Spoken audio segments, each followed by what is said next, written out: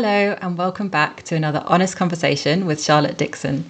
Today, we have the wonderful Alex Hislop joining us to talk all things AI and business. But before we get stuck in, Alex, would you like to tell us a bit about your background? Yeah, for sure. Thank you very much. I've worked for 26, 27 years in total, 20 years of which I spent with DHL.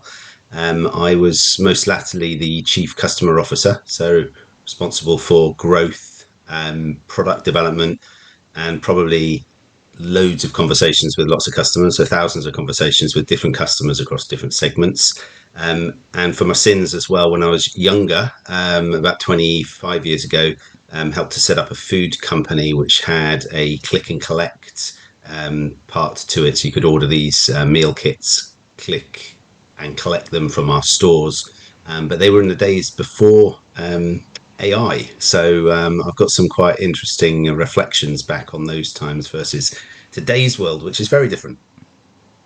That is really interesting. What are your thoughts on it? I can imagine it would be a completely different type of approach and way of running your business actually in nowadays compared to back then. Yeah.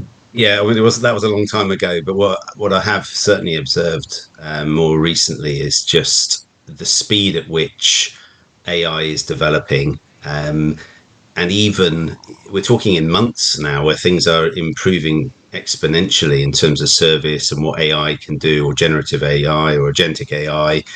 All of these different types of solution seem to be evolving at a speed that we've never seen before. It is pretty crazy, to be honest. I'd like to see it in a positive light. See there's loads of opportunities here, but I do strongly also believe that it needs governing. It needs some, intergovernmental bodies to be able to control exactly how this concept and this phenomenon develops, so that we at all times can have some sort of control over it. And if things do go a little bit wrong in the future, then it can be stopped and rewound and recorrected. So anyway, we'll get more into that, I'm sure. Yeah, I think it's a really important thing to note, really. And a lot of the conversations I'm having are kind of finding that balance between the massive advantages and positives, and also being realistic about some of the limitations.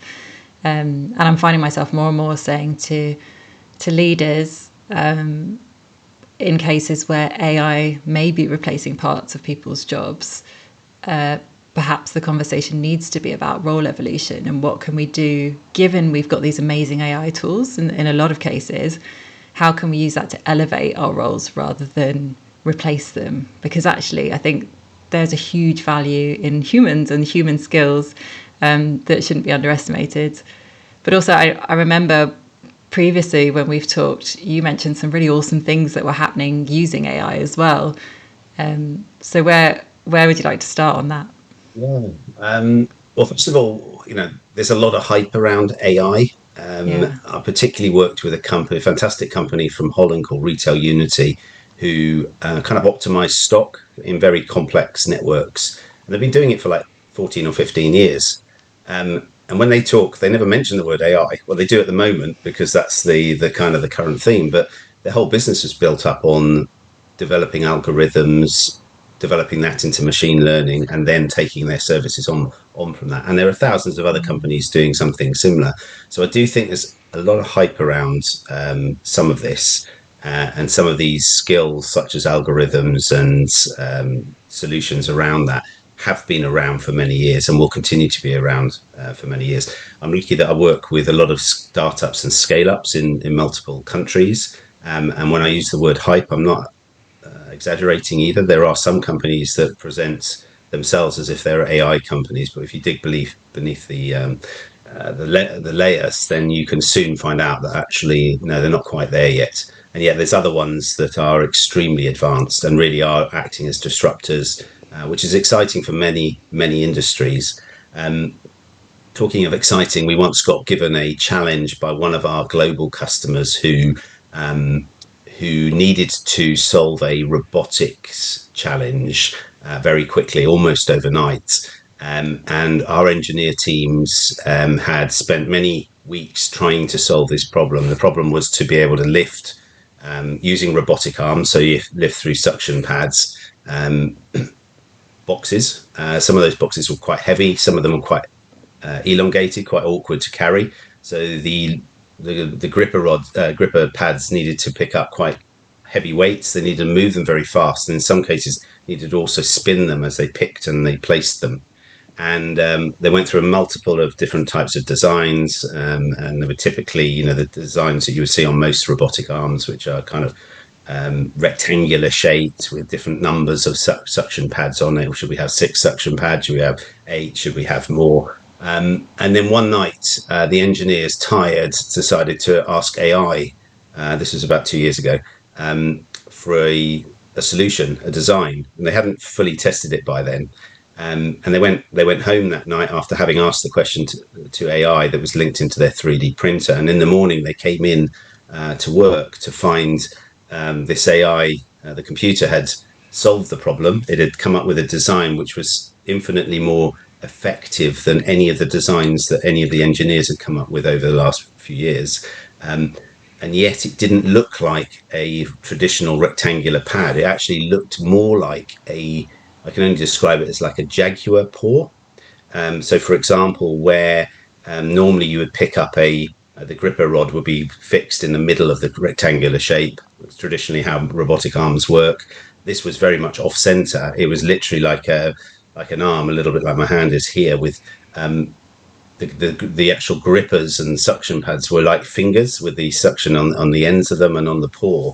And they were a very different design. They looked literally like this hand, and it was quite a big eye opener that this had come back. It'd been manufactured, so it'd been produced overnight by the 3D printer, and it was ready to be used. And so they got straight onto using it, and they just said it was unbelievable. The performance was far better. It did exactly what was needed.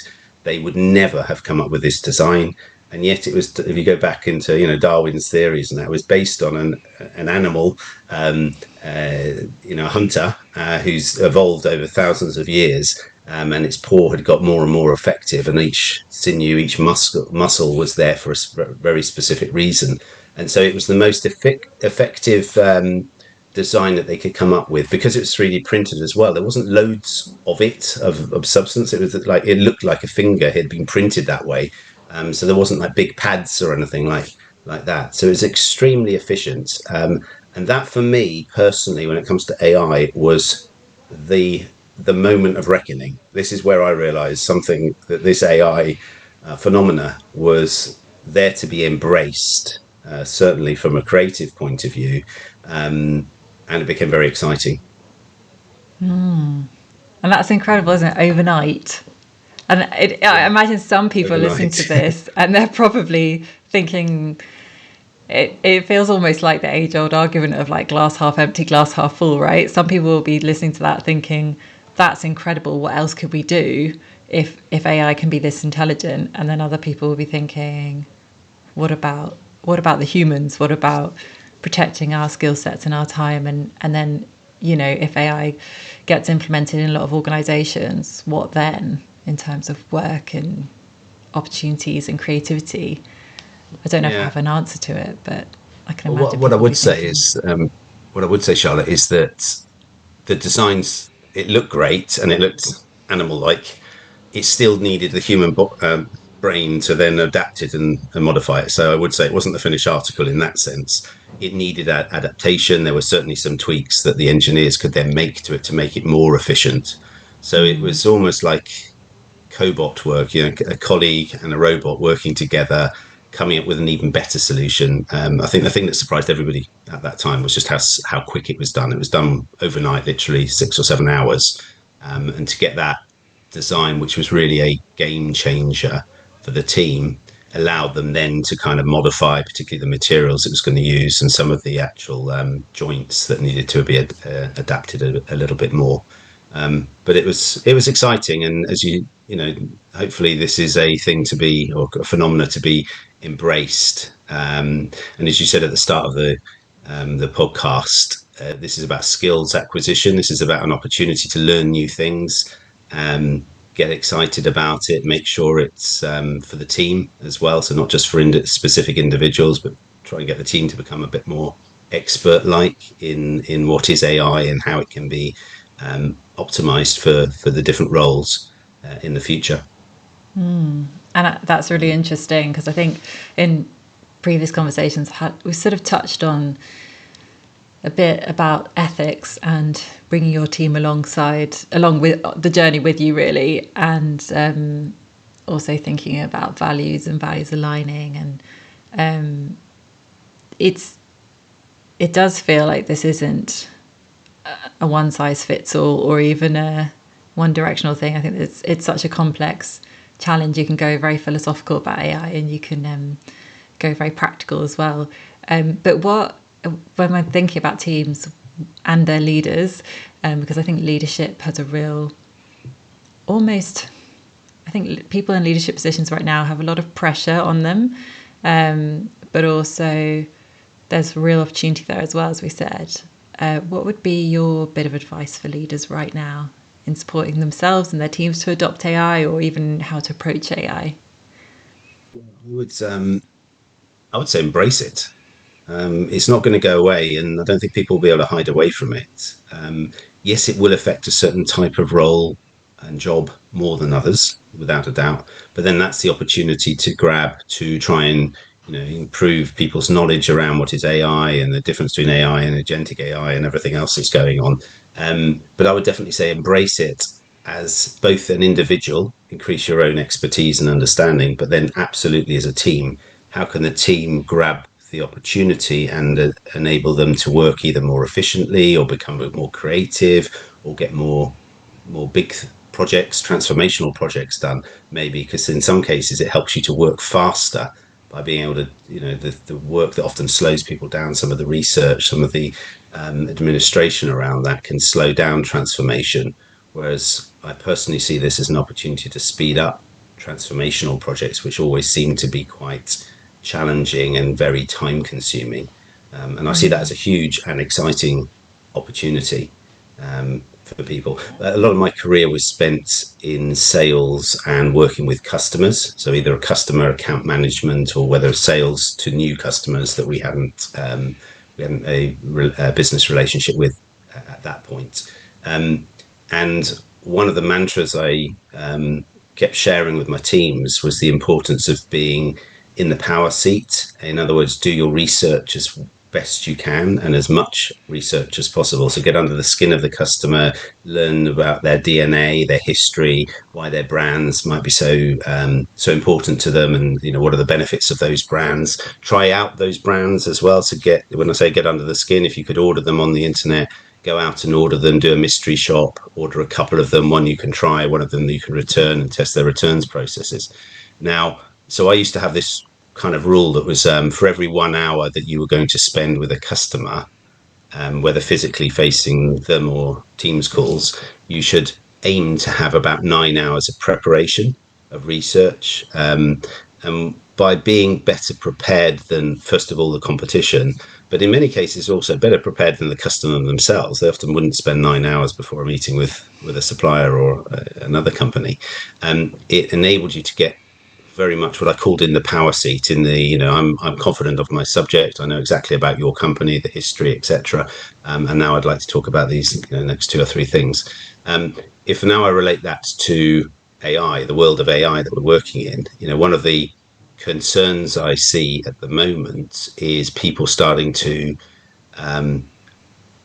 build an excuse of not doing their own research, but asking ChatGPT to do it for them. Oh yeah, I've got a meeting tomorrow. Can you give me the three most important things I should talk about in this meeting? And then 5 minutes later, it's telling you those three things. But then if you quiz that person about, well, how much do you know about the company? Do you really know about the company? Have they read the back reports on ChatGPT? Probably not. Actually, are they in the power seat? Have they done their 9-to-1 preparation? No, they haven't. So one of the risks I see from us, particularly a sales and a customer perspective, is that people start taking shortcuts, and it doesn't lead to a better service or a better outcome for either the company or the customer. That said, however, what I do think is absolutely critical in the future and even more attractive is the personal touch with customers. So not only knowing the business better. But with all of these AI tools, whether it's helping you to do research, answering RFQs, doing some cost calculations, whatever, it will still come down to people, and it will come down to your ability as a salesperson or an account manager to manage that customer, to understand them, and the relationship the other way as well. And I don't see any of that getting weaker or getting challenged. If anything, I think it becomes more exciting because it shows that there's more value in building strong relationships and investing your time in doing that. And if it means in the background AI tools are helping to do some of the research, some of the admin, I kind of understand that to an extent, but I certainly wouldn't allow it to become an excuse or a reason not to go the extra mile and to do your 9 to 1 preparation. That's so interesting. I was just thinking about, I think there's been some research into how humans are really good at spotting AI created images of humans, because there's something in, we are kind of experts in seeing faces and in interactions, right? That's what we've done since we were born, to the extent that we recognize when something's slightly off.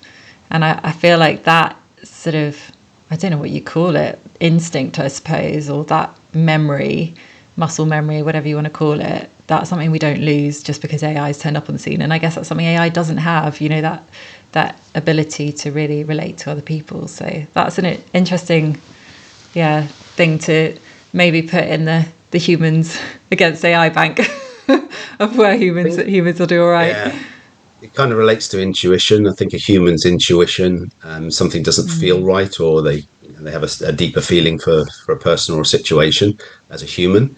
But I do think AI and the likes are getting better at this, even though you can still tell a fake video or a deep fake newscast from whoever it might be. Yeah. Unfortunately, the gap is closing, and this is why my point earlier about governance is, I think, very important. That at some intergovernmental level, even a global level, there is a need for some sort of regulation and control to be able to ensure that whatever gets done through AI and the like is for the best for humanity, is controllable, and doesn't lead to a world or a set of behaviours that we wouldn't want to implement ourselves. And at the moment, it's a little bit like the Wild West until these organisations are able to get an overgrip. And I mean a global overgrip. I don't mean just the US trying to do it themselves or Europe trying to do it on their own. It does need more of a cohesive global approach. This is an extremely important topic that we should stay well aware of. And if there are any petitions and supports that can be given, then we should be looking out to do that. Because I think we need to put pressure on governments and other bodies to take this very seriously and put something in place quite quickly before it becomes too late. Yeah, absolutely. And just on that, that's just reminded me that I think just the other day I saw in the news that China have a new law that influencers can't now speak on topics that aren't their area of expertise, that they're not qualified in, to sort of prevent misinformation. So obviously that's less necessarily about AI, but more about social media. But I feel like I can see things like that coming in over the coming, hopefully months, but potentially years around AI. I guess we don't know what it quite looks like yet, but it's interesting to think of what could be put in place, and that definitely needs to be something. You're right, and I think it's a great example of government at the moment. It's governments trying to do it for their own national interests, and they see probably the effect in society of not having those controls. So it feels like they're doing the right thing. It would be something I urge is just that other governments all got talking to the same, together, and that they try and do something cohesively. There'll always be a difference between East and West, and maybe some different religious angles as well. But however, this is the moment for society really to try and grab the bull by the horns and set a set of frameworks around it which we can work within, and we know that the world will be a safer place and not a scary place. Yeah, absolutely. Well, Alex, it's been so lovely talking to you. Thank you so much for sharing your thoughts and ideas. And I will get that picture up somewhere in this so that people can see that jaguar claw, because I've seen it and it's awesome. Fantastic. Awesome. Thanks very Great. Well, much. thank you very much for having me. Yeah, thank you. I've really enjoyed it.